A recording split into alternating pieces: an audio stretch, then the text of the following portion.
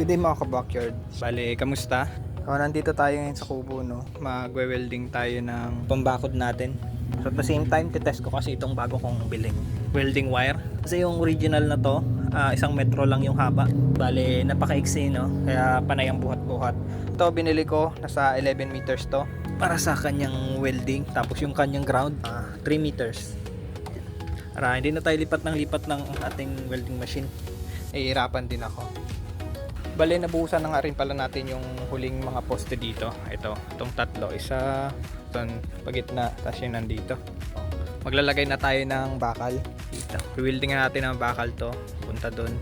Tapos dito, pabalibot dun. Tapos dun sa may harap.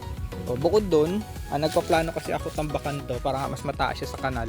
Sa ngayon, gagawin muna natin tong bakal sa taas para may pagkapitan yung net. Sa pag-welding mga ka-backyard, huwag nyo kakalimutan mag-face shield dahil napakasakit sa mata. Mapapaluha ka talaga maghapon, magdamag, sakit. So, bumili tayo ng face shield, matagal na to, nalikapok na nga.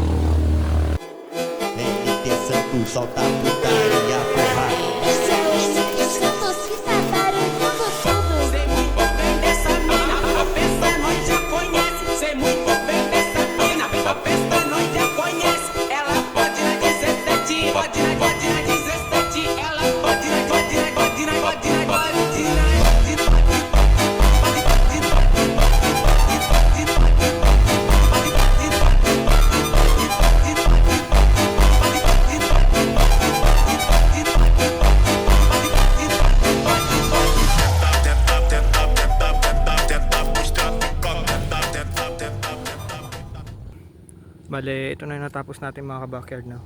Yan. So, hulugan na lang natin ang lambat to.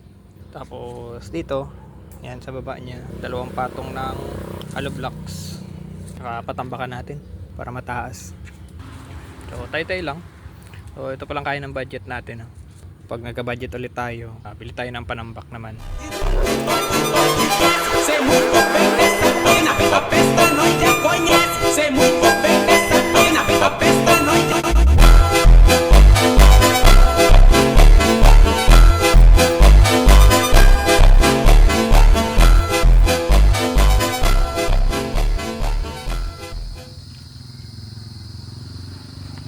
Bali yan mga ka-backyard, na tapos na tayo.